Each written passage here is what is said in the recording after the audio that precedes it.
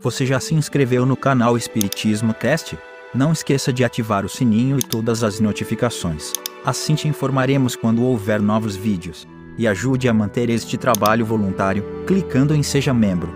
Com isso você nos ajuda a produzir mais conteúdo sobre nossa rica doutrina, com a melhor qualidade técnica possível. E não se esqueça de clicar no like e compartilhar com seus amigos. Gratidão pela sua presença.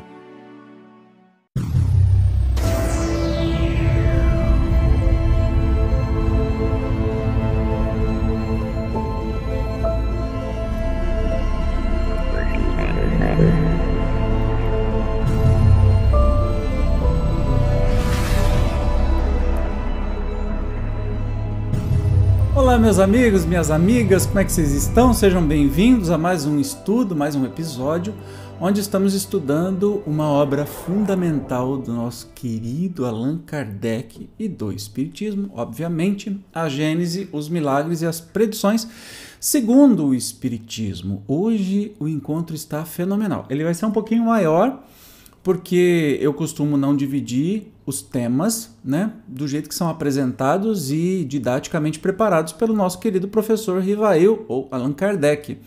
Então hoje nós vamos fazer um capítulo inteiro, estudar um capítulo inteiro que tem 17 itens, é o capítulo 4, que trata do papel da ciência na Gênese. E eu acho este tema incrível. Porque nós temos aí sempre o desafio, especialmente nesse momento onde tem muita gente querendo colocar o tal criacionismo na escola para desdizer a ciência e dizer que foi criado Adão e Eva do jeito que foi criado, blá blá blá. Isso é um artigo de fé, né, gente? Não é de ciência. Num país laico, especialmente, deve-se ensinar as crianças como se isso fosse verdade, porque a gente sabe que não é. A ciência nos diz claramente que não é. Então hoje nós vamos discutir sobre isso, estudar sobre isso, e eu estou ansioso para começar. Vamos lá! A história da origem de quase todos os povos antigos se confunde com a da sua religião. É por isso que seus primeiros livros versavam sobre religião. E como todas as religiões se ligam ao princípio das coisas, que é também o da humanidade, elas deram, sobre a formação e a ordem do universo, explicações em concordância com o estado dos conhecimentos da época e de seus fundadores. Daí resultou que os primeiros livros sagrados foram ao mesmo tempo os primeiros livros de ciência, como foram, durante largo período, o Código Único das Leis Civis. Uma das coisas que eu acho incrível do Kardec é que ele já começa em alguns parágrafos, ele já bota todas as cartas na mesa, né? Olha que interessante isso. Então a história da origem dos povos se confundem sempre com a sua religião, porque os livros sagrados eram a ciência considerada da época, né? Então, claro que tem uma importância enorme quando aconteciam, porque as religiões tinham o objetivo de explicar de onde viemos, para onde vamos, etc. e tal, nas suas linhas enviesadas, mas eram o que conseguiam fazer nas épocas. Nas eras primitivas, sendo necessariamente muito imperfeitos os meios de observação, muito eivadas de erros grosseiros haviam de ser as primeiras teorias sobre o sistema do mundo. Mas, ainda quando esses meios fossem tão completos quanto são hoje, os homens não teriam sabido utilizá-los. Aliás, tais meios não podiam ser senão fruto do desenvolvimento da inteligência e do consequente conhecimento das leis da natureza. À medida que o homem se foi adiantando no conhecimento dessas leis, também foi penetrando os mistérios da criação e retificando as ideias que formaram acerca da origem das coisas. Não há passos que se dão de uma maneira saltos, né? Então o homem teve que passar por todas essas épocas, mesmo se tivessem os instrumentos que nós temos hoje. Por exemplo, um satélite que fotografa o planeta e que não é plano, pelo amor de Deus. Se tivesse isso na época, mesmo assim a gente não saberia usar. Tem gente que acha que a Terra é plana hoje, né? Vai fazer o quê? Mas enfim, isso negacionismo dizem que é um nome gourmet para burrice mesmo, com todo perdão para os burros, que não tem nada a ver com isso. Impotente se mostrou o homem para resolver o problema da criação até o momento em que a ciência lhe forneceu para isso a chave. Teve de esperar que a astronomia lhe abrisse as portas do espaço infinito e lhe permitisse mergulhar aí o olhar. que pelo poder de cálculo determinasse com rigorosa exatidão o movimento, a posição, o volume, a natureza e o papel dos corpos celestes, que a física lhe revelasse as leis da gravitação, do calor, da luz e da eletricidade, que a química lhe mostrasse as transformações da matéria e a mineralogia, os materiais que formam a superfície do globo, que a geologia lhe ensinasse a ler nas camadas terrestres a formação gradual desse mesmo globo, a botânica, a zoologia, a paleontologia, a antropologia coube iniciá-lo na filiação e sucessão dos seres organizados. Com a arqueologia, pôde ele acompanhar os traços que a humanidade deixou através das idades. Numa palavra, completando-se umas às outras, todas as ciências houveram de contribuir com o que era indispensável para o conhecimento da história do mundo. Em falta dessas contribuições, teve o homem como guia as suas primeiras hipóteses. Então, começa a dizer que não tinha nada dessas ciências, então o homem se guiava com aquilo que era instintivo, né? E criou as diversas religiões, nos diversos povos, em diversas épocas, cada um a sua teoria de criação do mundo, de que era Deus, e enfim. Por isso, antes que ele entrasse na posse daqueles elementos de apreciação, todos os comentadores da Gênese, cuja razão esbarrava em impossibilidades materiais, giravam dentro de um círculo, sem conseguirem dele sair. Só o lograram quando a ciência abriu caminho, fendendo o velho edifício das crenças. Tudo então mudou de aspecto. Uma vez achado o fio condutor, as dificuldades prontamente se aplanaram. Em vez de uma gênese imaginária, surgiu uma gênese positiva e, de certo modo, experimental. O campo do universo se distendeu ao infinito. Acompanhou-se a formação gradual da Terra e dos astros, segundo leis eternas e imutáveis, que demonstram muito melhor a grandeza e a sabedoria de Deus do que uma criação miraculosa, tirada repentinamente do nada, qual mutação à vista, por efeito de súbita ideia da divindade, após uma eternidade de inação. Pois que é impossível se conceba a Gênese sem os dados que a ciência fornece, pode dizer-se com inteira verdade que a ciência é chamada a constituir a verdadeira Gênese, segundo a lei da natureza. Então a gente sai do terreno, né, do mágico, como ele disse assim, de Deus criou o mundo em 6 dias e no 7º foi descansar, e antes disso Deus estava inativo, de repente ele criou tudo de uma vez.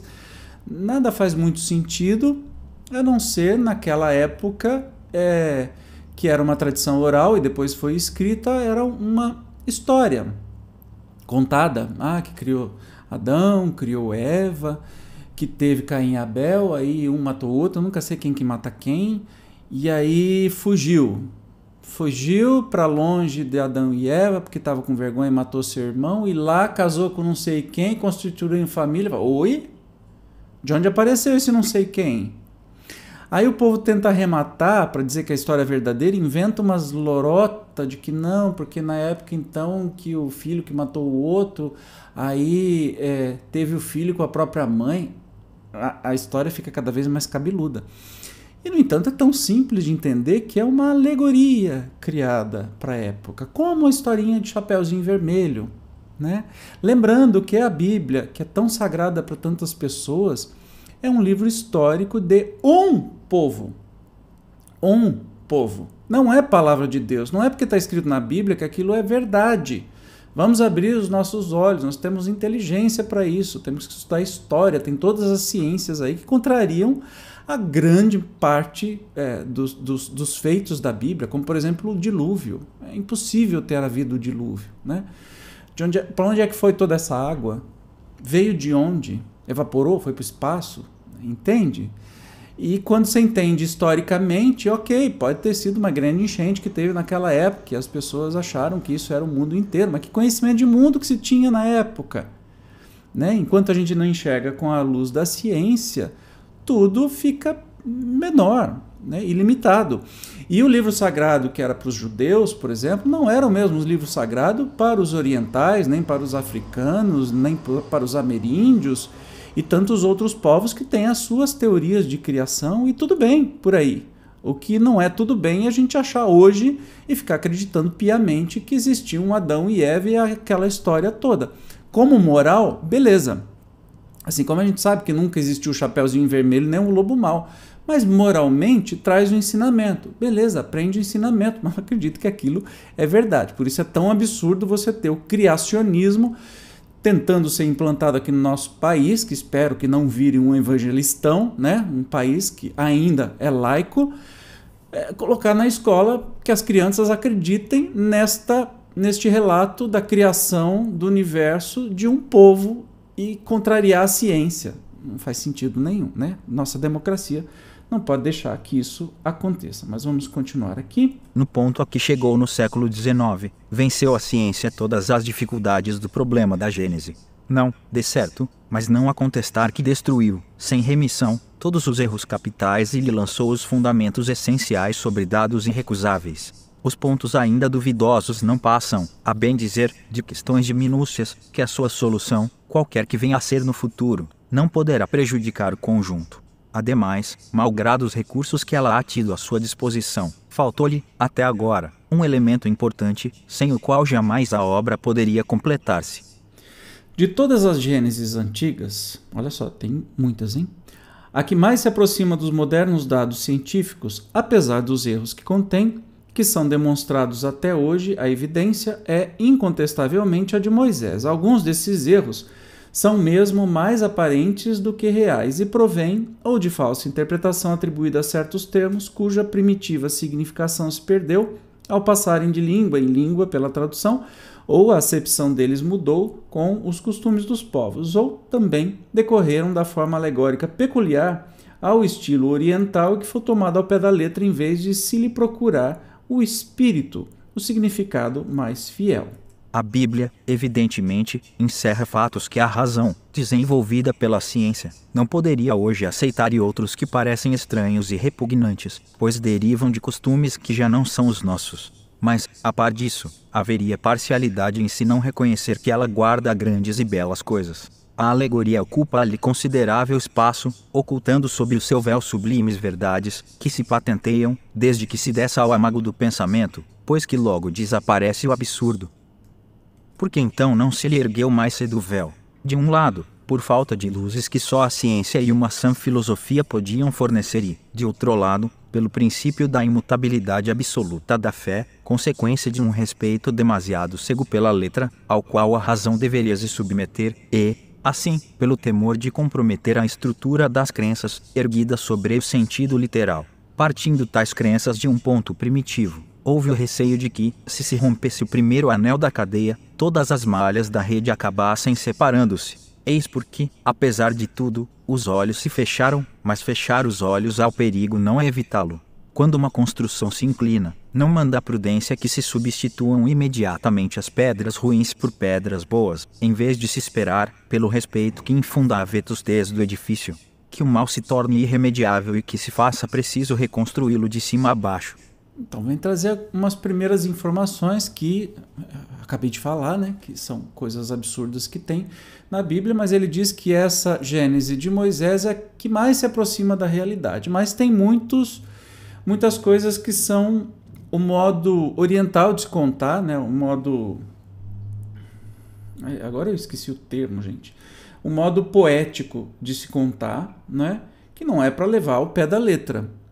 E que hoje em dia, você tendo a ciência que contrapõe isso, não é melhor você situar, né, localizar as coisas, em vez de passar pelo ridículo de ficar afirmando que aquilo aconteceu de fato, quando a ciência prova exatamente o contrário?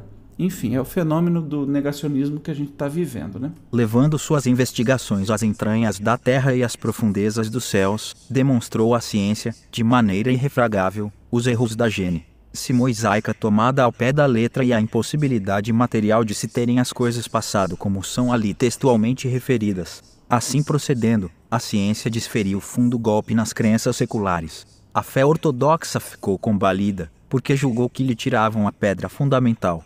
Mas com quem havia de estar a razão? Com a ciência, que caminhava prudente e progressivamente pelos terrenos sólidos dos algarismos e da observação, sem nada afirmar antes de ter em mãos as provas.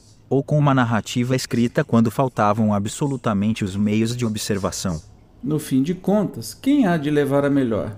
Aquele que diz 2 e 2 é 5 e se nega a verificar, ou aquele que diz que 2 e 2 é 4 e prova? Mas, objetam, se a Bíblia é uma revelação divina, então Deus se enganou. Se não é uma revelação divina, carece de autoridade e a religião desmorona, a falta de base. Uma de duas, ou a ciência está em erro, ou tem razão. Se tem razão, não pode fazer seja verdadeira uma opinião que lhe é contrária. Não há revelação que se possa sobrepor à autoridade dos fatos. Incontestavelmente, não é possível que Deus, sendo todo verdade, induza os homens em erro, nem ciente, nem inscientemente, pois, do contrário, não seria Deus. Logo, se os fatos contradizem as palavras que são atribuídas a ele, o que se deve logicamente concluir é que ele não as pronunciou, ou que tais palavras foram entendidas em sentido oposto ao que lhes é próprio. Lembre-se que nessa época o poder era grande da Igreja Católica ainda, né? Tanto que teve o Auto de Fé de Barcelona, que o bispo de Barcelona interceptou os livros espíritas e por conta e risco mandou botar fogo na praça pública. Ele não tinha nada que fazer isso, é um bem particular, né?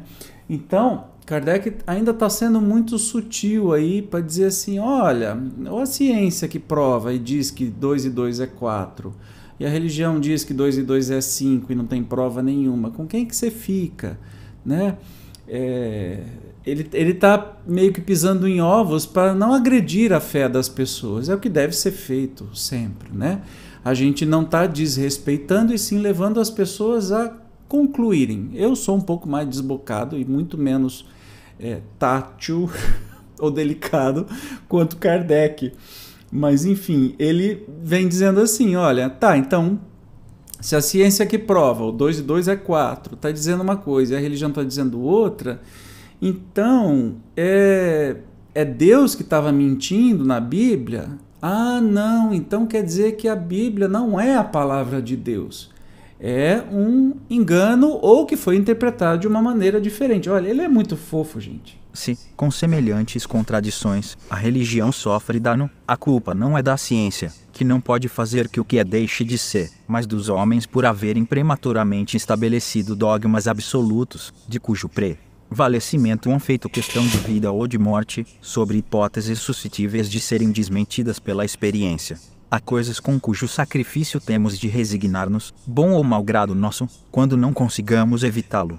Desde que o mundo marcha, sem que a vontade de alguns possa detê-lo, o mais sensato é que o acompanhemos e nos acomodemos com o novo estado de coisas, em vez de nos agarrarmos ao passado que se esboroa, com o risco de sermos arrastados na queda.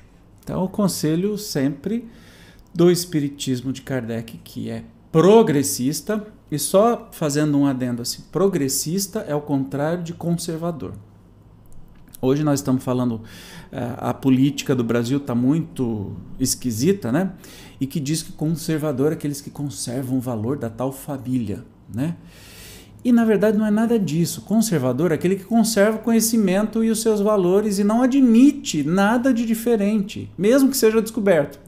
Então, se você é conservador e houver a descoberta amanhã de seres extraterrenos e que vem falar e aparece filme na televisão ou até as pessoas veem, se você for conservador, você vai dizer assim, não, esses seres não existem. E vai negar a realidade. Se você é conservador e acredita que a Terra é plana e etc e tal. Progressista é aquele que está aberto ao progresso e que abraça o progresso. O espiritismo, evidentemente, é progressista. O catolicismo, por exemplo, é conservador. Ele conserva as suas ideias. Olha, e se muda muito dificilmente através dos séculos, né? Como questões morais, especialmente questões morais, mas ainda hoje se ensina em algumas missas, alguns padres, que Adão e Eva existiu de fato. Eles são conservadores, mesmo que a ciência está falando ao contrário. Então, o espiritismo é progressista. E se você nunca pensou sobre isso, busque mais o tema, que eu acho que se você está aqui estudando comigo, você não tem muita coisa de conservador não, tá? A gente pode ser pessoas ótimas, maravilhosas, defender a família, defender o que é bom, o que é belo e ser progressista. Afinal de contas, o progresso. Se você não for progressista, então o que você está fazendo assistindo um vídeo ou um áudio, escutando no seu celular ou na sua televisão? Entendeu? Isso só é possível pelo progresso. Então, é uma maneira bem simples. E aí, Kardec vem nos dizendo que temos que nos render ao progresso, sempre, né? por guardar respeito aos textos recebidos como sagrados, dever-se-ia obrigar a ciência a colar-se. Fora tão impossível isso, como impedir que a Terra gire. As religiões, sejam quais forem, jamais ganharam coisa alguma em sustentar erros manifestos. A ciência tem por missão descobrir as leis da natureza.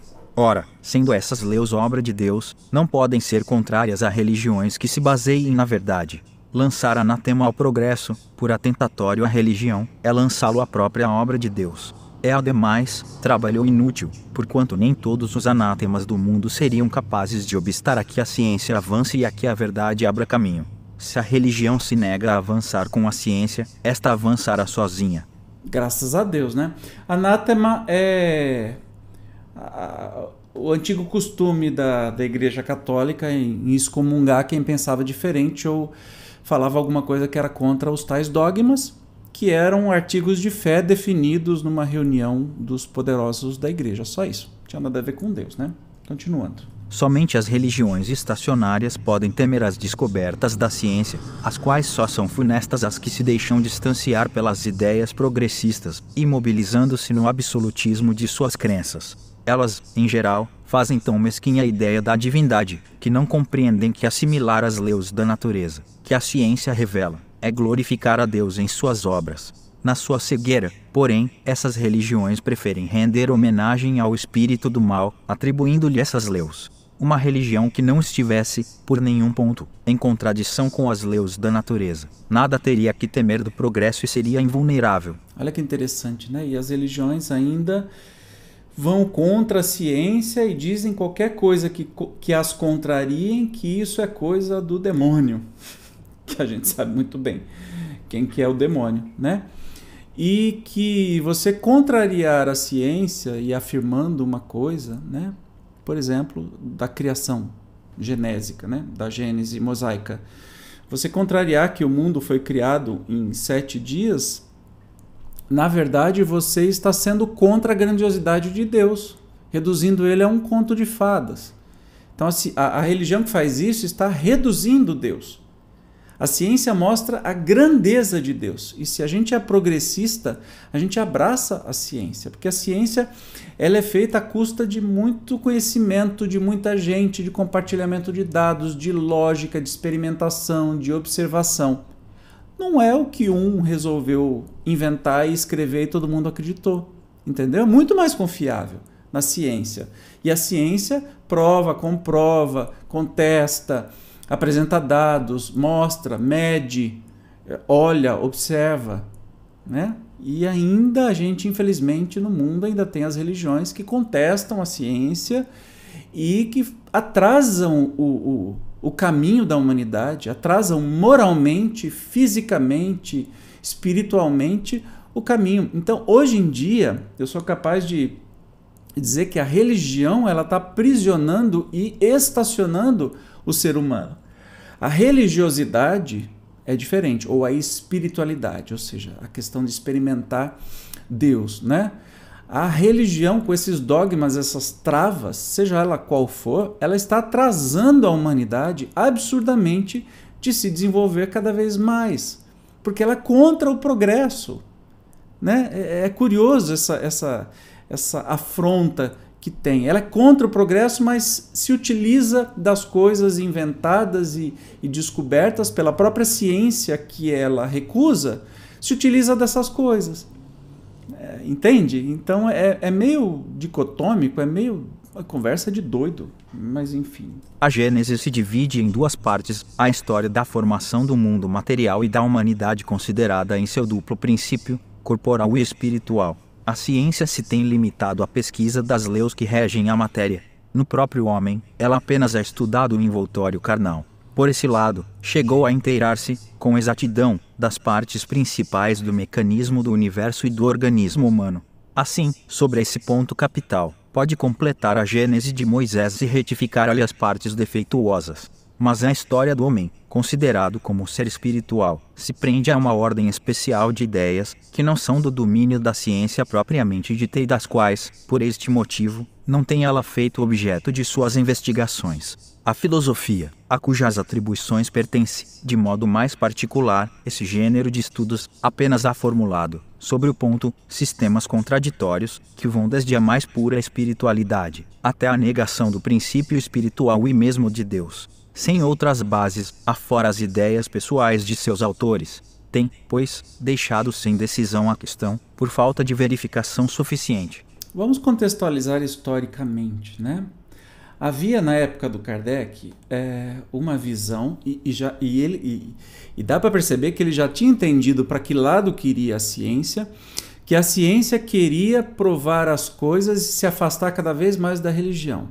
Portanto, a ciência, até a época do Kardec, não era tão materialista quanto é hoje em dia. Ainda há alguns movimentos aqui e ali de cientistas provando, trazendo evidências da existência de Deus, de multiversos, da existência do espírito, coisas mais espirituais, mas em suma, a ciência daquela época de Kardec já estava encaminhando para o materialismo, porque a igreja com seus dogmas era tão forte e a ciência descobrindo coisas que eram completamente contra esses dogmas, que meio que pegou uma ojeriza até de Deus e das coisas espirituais. E os cientistas foram para esse caminho de serem ateus ou não acreditarem naquele Deus bíblico, não necessariamente que não acreditavam em Deus, mas aquele Deus que a Bíblia apresentava, nem eu acredito, né? Ainda mais os cientistas. E aí a ciência, ela tomou um outro caminho, depois de Kardec, que foi um caminho mais para o materialismo mesmo, afrontando aí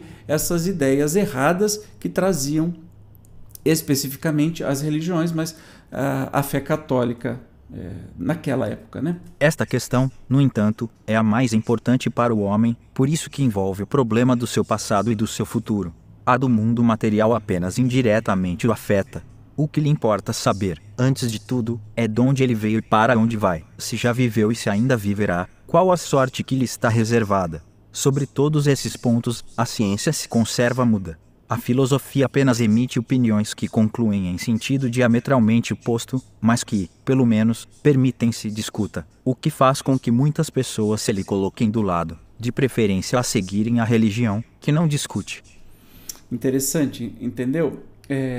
Se a ciência respondesse exatamente tudo, inclusive as questões espirituais, de onde a gente veio, para onde a gente vai, não existia mais religião. Então hoje a gente tem religião porque tem essas respostas que a ciência resolveu ignorar e seguir só as coisas físicas e materiais. Lembra que eu te falei que a ciência buscou um caminho material? Se a ciência tivesse, além desse caminho material, também investigado as questões espirituais e talvez investigar sobre a questão da alma, do espírito, assim como o espiritismo fez, né, que é uma ciência de observação, de experimentação, no sentido mais específico, mais lógico disso, talvez nós teríamos menos religiões dogmáticas e mais espiritualidades científicas, né, no mundo. Sei lá, é um exercício de imaginação. Todas as religiões são acordes quanto ao princípio da existência da alma, sem, contudo, o demonstrarem. Não são, porém, nem quanto à sua origem, nem com relação ao seu passado e ao seu futuro, nem, principalmente, e isso é o essencial, quanto às condições de que depende a sua sorte vindoura. Em sua maioria, elas apresentam como o futuro da alma, e impõem à crença de seus adeptos um quadro que somente a fé cega pode aceitar, visto que não suporta exame sério. Ligado aos seus dogmas, as ideias que nos tempos primitivos faziam do mundo material e do mecanismo do universo, o destino que elas atribuem à alma não se concilia com o estado atual dos conhecimentos. Não podendo, pois, se não perder com o exame e a discussão, as religiões acham mais simples proscrever uma e outra. Dessas divergências no tocante ao futuro do homem nasceram a dúvida e a incredulidade. Entretanto, a incredulidade dá lugar a um penoso vácuo. O homem encara com ansiedade o desconhecido em que tem fatalmente de penetrar. Gela-o a ideia do nada. Diz-lhe a consciência que alguma coisa lhe está reservada para além do presente. Que será? Sua razão, com o desenvolvimento que alcançou, já lhe não permite admitir as histórias com que o acalentaram na infância, nem aceitar como realidade a alegoria. Qual o sentido dessa alegoria? A ciência lhe rasgou um canto do véu, não lhe revelou, porém, o que mais lhe importa saber. O homem interroga em vão, nada lhe responde ela de maneira peremptória e apropriada a lhe acalmar as apreensões. Por toda parte depara com a afirmação a se chocar com a negação, sem que de um lado ou de outro se apresentem provas positivas. Daí a incerteza, e a incerteza sobre o que concerne a vida futura faz que o homem se atire, tomado de uma espécie de frenesi, para as coisas da vida material. Esse é o inevitável efeito das épocas de transição, rui o edifício do passado, sem que ainda o do futuro se ache construído. O homem se assemelha ao adolescente que, já não tendo a crença ingênua dos seus primeiros anos, ainda não possui os conhecimentos próprios da maturidade. Apenas sente vagas aspirações, que não sabe definir. Não dá nem para incluir alguma coisa nessa explicação, né? Entende por que ainda essa luta, ciência contra a religião, continua? Né? Porque a ciência que tomou esse caminho mais materialista, não investigando o lado espiritual, que é a pergunta que todo homem traz, mesmo os cientistas, de onde a gente veio, para onde a gente vai, quem foi que nos criou, por que tudo isso funciona, por que o universo é esse encadeamento de coisas lógicas e de por que tudo funciona, quem organiza tudo isso. A ciência tratou de observar só os fatos e não as causas. A religião ficou com as causas e inventando alguns fatos de acordo com aquilo que fosse possível interpretar, né? E aí nesse vácuo ficamos nós, querendo saber, e isso eu digo porque é o que me atrai no espiritismo, é a pergunta. Tá, eu já era uma pessoa de ciência e era católico e justamente os questionamentos dos dogmas me fizeram ruir a fé católica, que não me dava explicação lógica. Então eu passei num momento da vida que eu me tornei ateu, né? E que o espiritismo me trouxe de volta para a espiritualidade, a voltar a acreditar em Deus, porque eu me tornei ateu daquele Deus bíblico e daqueles absurdos que eu aprendi na Igreja Católica, né? Então eu fiquei nesse vácuo que corresponde aí essa transição. Olha, caiu o edifício velho, que era a minha fé católica, que eu fui criada nela, atuei pra caramba, caiu, ruiu, mas eu não tinha construído ainda o novo edifício. Então eu ficava nesse vácuo. É o período da adolescência, que você não acredita mais nas coisas de criança, mas também não tem a maturidade para saber das outras coisas, entende? E que isso é que nos deixa agoniados. E o espiritismo, como não é religião, e não é, viu gente? Essa história de que, porque ele é uma religião. Não, não é. O espiritismo não é religião. Kardec mesmo diz, é um potente auxiliar da religião. Não dá para ser uma coisa que é potente auxiliar dela mesma. Então, se é um potente auxiliar da religião, não é religião. É uma doutrina filosófica e científica, tá? Moral. Faz até o papel religioso no sentido de religar com Deus, mas não tem nada a ver com estruturas religiosas. Eu tenho um monte de livro, eu adoro estudar religião. Muitos livros, história do cristianismo, diversos. Nenhum lugar aparece o espiritismo, porque não é religião. Não é religião, tá? Eu vivo perguntando a todo mundo que fala assim, porque o espiritismo é triplo, é filosofia, ciência, é religião. Tá, onde é que Kardec diz isso? Né? Quem inventou isso? Até hoje eu não cheguei a conclusão nenhuma. Se você souber, por favor, posso estar enganado, mas pelos estudos que eu fiz, não é. Então, o espiritismo, ele meio que, para mim, Evandro, a doutrina espírita, preencheu este espaço vago daquelas coisas que eu desconstruí, o que eu confio e acredito na ciência, mas que a espiritualidade e todas essas questões estavam no vácuo, né? Então, ele entrou aqui. Se a questão do homem espiritual permaneceu até os dias atuais em estado de teoria, é que faltavam os meios de observação direta existentes para comprovar o estado do mundo material, conservando-se, portanto, aberto o campo às concepções do espírito humano. Enquanto o homem não conheceu as leis que regem a matéria e não pôde aplicar um método experimental, andou a errar de sistema em sistema, no tocante ao mecanismo do universo e à formação da Terra, que que se deu na ordem física, deu-se também na ordem moral. Para fixar as ideias, faltou o elemento essencial, o conhecimento das leis a que se acha sujeito próprio, o princípio espiritual. Estava reservado à nossa época esse conhecimento, como esteve aos 2 últimos séculos o das leis da matéria. Até o presente, o estudo do princípio espiritual, compreendido na metafísica, foi puramente especulativo e teórico. No espiritismo, esse estudo é inteiramente experimental, com o auxílio da faculdade mediúnica, mais desenvolvida presentemente e, sobretudo, generalizada e mais bem estudada, o homem se achou de posse de um novo instrumento de observação. A mediunidade foi para o mundo espiritual, o que o telescópio foi para o mundo astral e o microscópio para o dos infinitamente pequenos. Permitiu-se explorassem, estudassem, por assim dizer, diviso 25 as relações do mundo espiritual com o mundo corpóreo, que, no homem vivo, se destacasse do ser material o ser inteligente que se observassem os dois a atuar separadamente.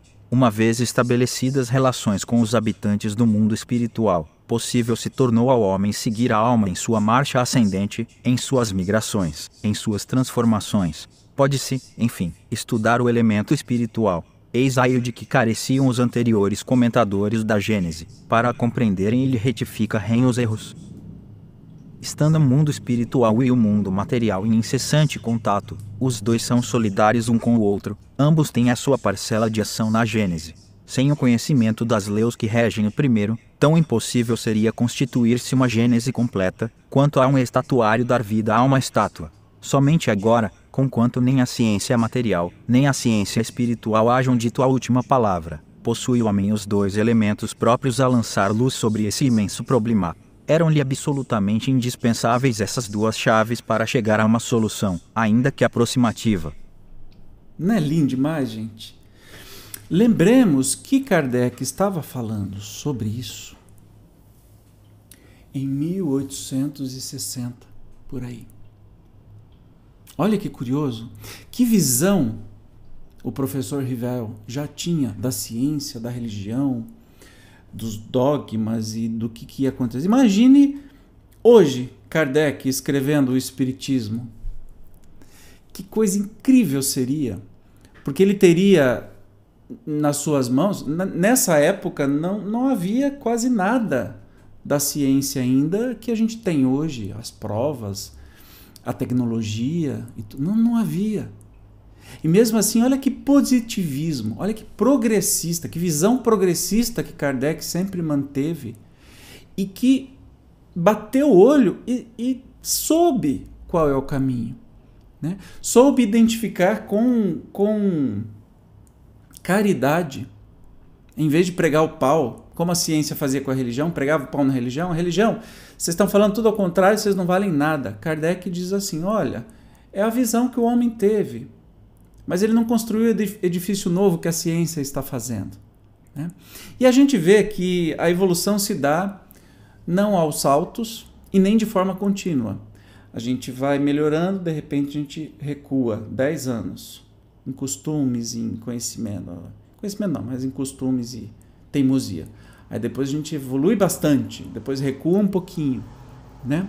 Nesse momento nós estamos na época de recuar um pouquinho. Tem gente que acha que a Terra é plana e que vacina faz mal e tantas outras barbaridades assim que já superamos. A gente volta. É assim que se dá a evolução humana, né?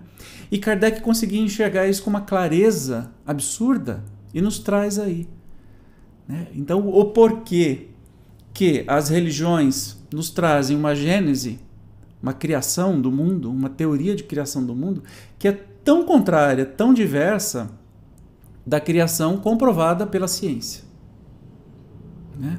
E que a gente consegue compreender que nós estamos construindo esse caminho do meio novo, baseados na ciência, mas também olhando para o lado espiritual, experimentando o lado espiritual. E tem muitos cientistas que estão fazendo isso, que não têm holofotes e talvez nem querem isso, né, para poder ter resultados. Mas eu tenho certeza, assim como Kardec, que cada vez mais nós vamos nos aproximar do momento em que a ciência vai comprovando a existência do Espírito, a existência de Deus. Tem algumas coisas como o bóson de Higgs, chamada partícula de Deus, né?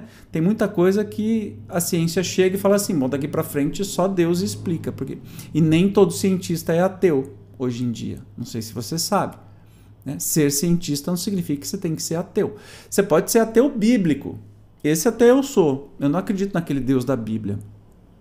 Tem coisas lindas, tem coisas terríveis, mas não acredito naquele Deus humano. Eu acredito neste Deus que o Espiritismo nos traz. Mas não é o Deus espírita, entende? É o Deus mais lógico que eu posso entender. Inteligência suprema. Isso que é encantador. Espero que você tenha gostado do nosso encontro de hoje. No próximo nós vamos falar sobre antigos e modernos sistemas do mundo. Vamos iniciar um novo capítulo e, como eu disse, cada vez mais fica mais gostosa a nossa imersão no meio dessas obras fundamentais do Espiritismo. Eu te espero então, até o próximo encontro. Tchau!